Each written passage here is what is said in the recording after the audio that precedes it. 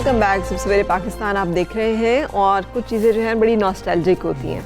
वो मतलब हमारी जो हिस्ट्री होती है, हमारी जो तारीख होती है, अपने पुराने एल्बम्स खोल के बैठ जाएं तो कितनी मेमोरीज ताज़ा हो जाती हैं। तो इसी तरह से हमारी फिल्म्स होती हैं।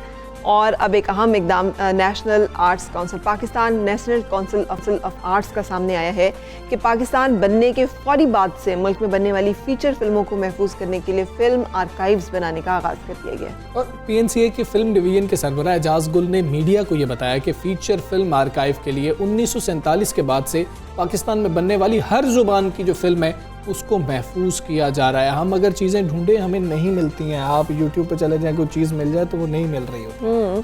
ये रिकॉर्ड पाकिस्तानी कौम के लिए तारीखी असासा साबित होगा। एजाज गुल ने फिल्म आर्काइव की तैयारी के लिए अवाम से भी फिल्में जमा करवाने की दरख्वास्त की है। यानी जिसके पास कोई ऐसी फिल्म मौजूद है या चीज़ मौजूद है तो वो उसे जमा करा सकता है।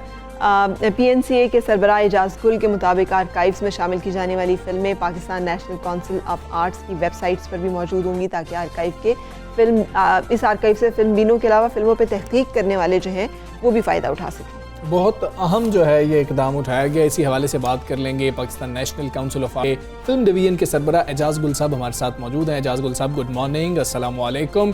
क्या इससे पहले कोई ऐसा इदारा मौजूद नहीं था या ऐसा कोई काम नहीं हुआ कि जहां पाकिस्तानी फिल्मों के आर्काइव मौजूद हों, और अब कितनी उम्मीद है कि हम तमाम फिल्में इकट्ठी कर पाएंगे?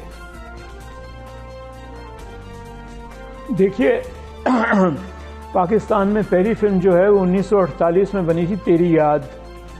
और इससे पहले भी जब पाकिस्तान की आज़ादी से पहले भी फिल्में बन रही थी लाहौर में, लेकिन आज़ादी के बाद पहली फिल्म जो बनी वो 1948 में बनी।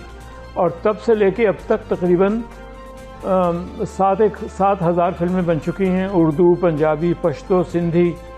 लेकिन इन फिल्मों को कलेक्ट नहीं किया गया और इन फिल्मों की कलेक्शन जो है वो बहुत ज़रूरी है, इसलिए कि अपना आने वाले जो हैं हमारे बच्चे, उनके पास एक रिकॉर्ड होना चाहिए आर्काइव्स का। फिल्में अच्छी भी बनी हैं, बुरी भी बनी हैं। मुझसे एक साहब ने कहा कि आप ये आर्काइव्स क्यों बना रहे हैं, पाकिस्तान में तो फिल्में अच्छी बनी नहीं। तो मैंने उन्हें बताया कि सवाल अच्छी या बुरी बनने का नहीं है, सवाल रिकॉर्ड रखने का है। और 7,000 फिल्में जो हैं वो अपना खो जाएंगी। और चुनाचे हमारी director general doctor Fauzia Saeed जो हैं, ये उनकी कोशिश थी कि उन्होंने कहा कि हम एक फ़िल्म आर्काइव सेटअप करें, और इस तरीके से सिलसिला जो है शुरू हुआ है। मुझे उम्मीद है कि हमें इसमें कामयाबी होगी। मुझे बहुत सारे इदारों से रब्ता करना है, रब्ता किया है मैंने, और एवरेडी पिक्चर्स ख़ास तौर पे नाम लूँगा मैं उनका, उन्होंने हमें फिल्में देनी शुरू की हैं। और मुझे उम्मीद है इस तरह से सिलसिला आगे बढ़ेगा।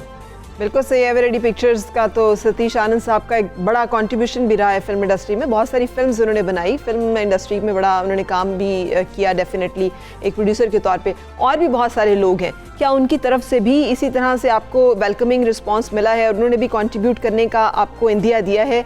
और कोई अंदाज़ा लगाया है आपने कि कितना टाइम लग जाएगा इस तमाम आर्काइव की कलेक्शन में, इसको महफूज करने में? सबसे बड़ी बात तो ये है कि आर्काइव जो है वो कभी कंप्लीट नहीं होता। मेरा मतलब हर साल फिल्में आएंगी। ये अपना 2020 जो है एक ऐसा साल था इत्तेफाक से कि अपना कुछ हुआ नहीं वायरस की वजह से, लेकिन ये आर्काइव्स का सिलसिला तो चलता रहेगा। और दुख की बात ये है कि कुछ फिल्में जो हैं वो ज़ाया हो गई हैं हमेशा के लिए, वो हमें नहीं मिल सकती। जब पाकिस्तान बना और उसके बाद फिल्में बननी शुरू हुई तो वो नाइट्रेट पे बनती थी फिल्में, और वो अपना फ्लेमेबल थी, उन्हें आग लग सकती थी सिगरेट से, माचिस से। इनफैक्ट प्रोजेक्शन में भी कहा जाता था कि आप सिगरेट ना पिएं, इसलिए कि वो सेफ्टी फिल्म नहीं थी वो। लेकिन बाद में सेफ्टी फिल्म आ गई। और ये कोई आसान तरीक़ा नहीं है, और यह रास्ता भी आसान नहीं है कि हम इस पर चलेंगे तो हर तरफ हमें मंजिल मिल जाएगी हमारी जो हम ढूंढ रहे हैं। मुश्किल है। बहुत सारे प्रोड्यूसर्स चले गए हैं, बहुत सारे डिस्ट्रीब्यूटर्स चले गए हैं, फिल्मों के रुखसत हो गए हैं। वो उनके पास ये फिल्में थीं, उनके पास इन फिल्मों के राइट्स थे। हम फिल्म प्रोड्यूसर्स एसोसिएशन से भी राब्ते में हैं। मुझे उम्मीद है वहाँ से हमें काफ़ी हौसला अफजा जो है नतीजा मिलेगा। और ये अपना हमारा जो है अपना मिशन कह लीजिए, से आप मिशन ही है ये एक तरीके से, ये पूरा होगा। लेकिन ये वक्त के साथ आगे बढ़ता रहेगा और फिल्में आती रहेंगी इंशाल्लाह और इसमें शामिल होती ठीक है। रहेंगी। आम लोग कैसे आपकी मदद कर सकते हैं इसमें, कि अगर लोगों के पास फिल्म्स मौजूद हैं वो कैसे राबता कर सकते हैं? जी, अपना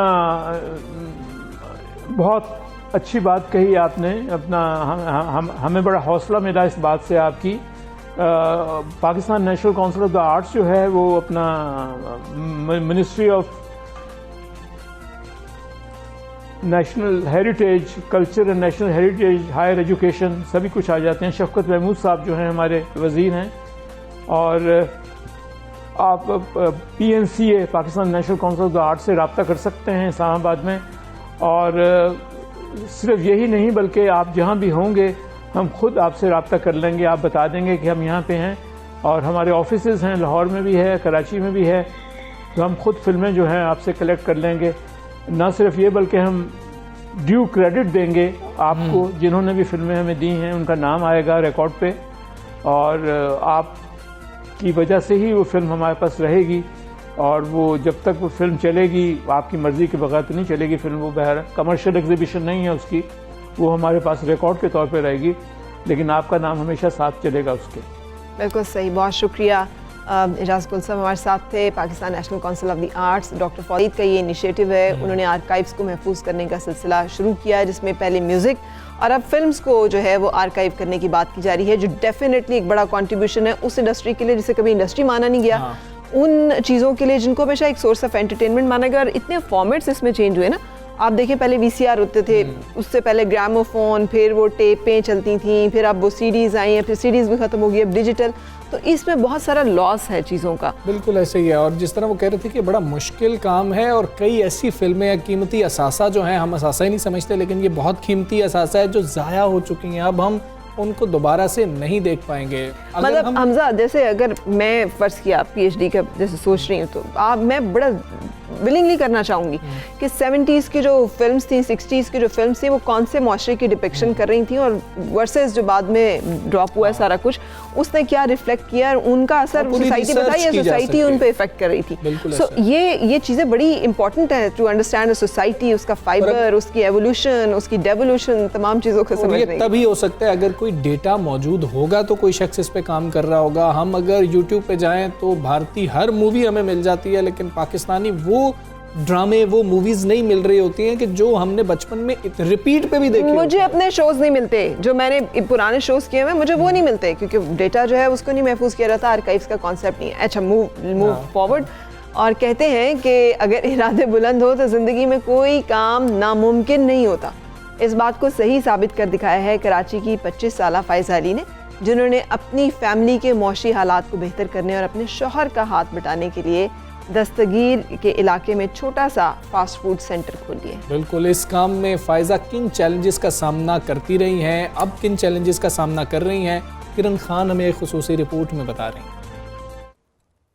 छोटी सी दुकान लेकिन हिम्मत और हौसला कहीं बड़ा। ये हैं 25 साला फ़ाइज़ा अली, जो कराची के इलाके दस्तगीर में कई दुकानों के बीचों बीच अपना छोटा सा फास्ट फूड सेंटर चला रही हैं। फूड सेंटर में खानों की तैयारी, मुख्तलिफ मशरूबात बनाना और फिर कस्टमर्स को सर्व करना, ये सब कुछ बाहिम्मत फ़ाइज़ा अकेले ही करती हैं। फ़ाइज़ा का मानना है कि मेहनत से ही राहत है। इस बात की भी खुशी है कि इस काम में उन्हें शौहर की न सिर्फ मुकम्मल सपोर्ट हासिल है, बल्कि वो अपने काम से फारिग होकर इनका हाथ भी बटाते हैं। मैंने लॉकडाउन में बैठे हुए थे तो हम लोग ऐसे ही, और फिर मेरे क्रेसेस भी थोड़े से डाउन थे। सारा मैं खुद करती हूँ, मेरे साथ से मेरे शौहर होते हैं जो शाम में वो आके हेल्प करते हैं। घर के मुआशी हालात को बेहतर करने का अज़्म लेकर जिंदगी की एक नई इनिंग शुरू करने वाली फ़ाइज़ा के लिए ये सब कुछ इतना आसान नहीं था, बल्कि कई चैलेंजेस और मुश्किलात दरपेश थी, मगर रफ्ता रफ्ता सब ठीक होता चला गया। शुरू में वही मैंने बताया था, लोग पहले देख के हैरान परेशान होते थे और लोग सवाल करते थे कि आप यहाँ अकेले नहीं संभाल सकेंगी, जेंट्स का काम है, लेडीज़ बाहर नहीं आते। मैंने कहा वही इन सब लोगों से यही बोला कि एक औरत बाहर निकलती है तो इतने सवालात औरत पे क्यों उठते हैं। शुरू में बहुत थोड़ा सा डाउन था, लोग एतराज़ करते थे और आके चले जाते थे देख कर के एक लेडी काम कर रही है, मगर अब लोग देखते हैं, खुश होते हैं, फैमिलीज़ आके यहाँ पे बहुत अच्छे तरीके से बैठती हैं। फायजा अली का दावा है कि वो लजीज खाने बनाने में महारत रखती हैं और अपनी इसी महारत को उन्होंने अपनी फैमिली की सपोर्ट के लिए इस्तेमाल किया। खवातीन को पैगाम भी दिया कि खुद को कभी नजरअंदाज ना करें। कैमरामैन फहीम बलोच के साथ किरण खान, 92 न्यूज़, कराची। बिल्कुल, देखें जी, जितनी भी मुखालिफत हो, फ़ायज़ा ने हमें ये बताया कि आपको काम करना चाहिए, अपनी मेहनत करनी चाहिए और जो आपकी मंजिल है उसके लिए ज़रूर हर वक्त कुछ जिद्दोजहद करते मुझे रहना तो चाहिए। उसमें शेर याद आ गया ना, और शेर तुंदी बाद मुखालिफ से ना घबराए उकाब, ये तो चलती है तुझे ऊंचा उड़ाने के लिए। सो मेरा तो अपनी ज़िंदगी का भी फॉर्मूला ये है, the more resistance the more persistent you become और यू शुड बी। अच्छा जी, अब हमने इजाज़त लेनी है, वाइंड अप इजाज़त करना लेते है। हैं इनसे कि अपना ख्याल बहुत ज़्यादा रखें। हम दोनों जब सुबह भी आते हैं बात करते हैं कि हम बात करेंगे सबसे कि अपना ख्याल बहुत ज़्यादा रखें, संजीदा लीजिए कोरोना की इस लहर को। और आज जो 16 दिसंबर का एक अहम दिन है, इस हवाले से पाकिस्तान का ख्याल भी हम लोगों ने रखना है और जो एक चालें हमारा दुश्मन चल रहा है उससे भी हमें पूरे पाकिस्तान को और ख़ुद को बचाना है। अपनी दुआओं में अपने वतन को, अपनी ज़िंदगी को और उसके हर एस्पेक्ट को ज़रूर शामिल रखिए। और हमें भी इजाज़त चाहेंगे। इंशाल्लाह कल फिर मुलाकात होगी। उस वक्त तक के लिए अल्लाह हाफ़िज़। Have a good day.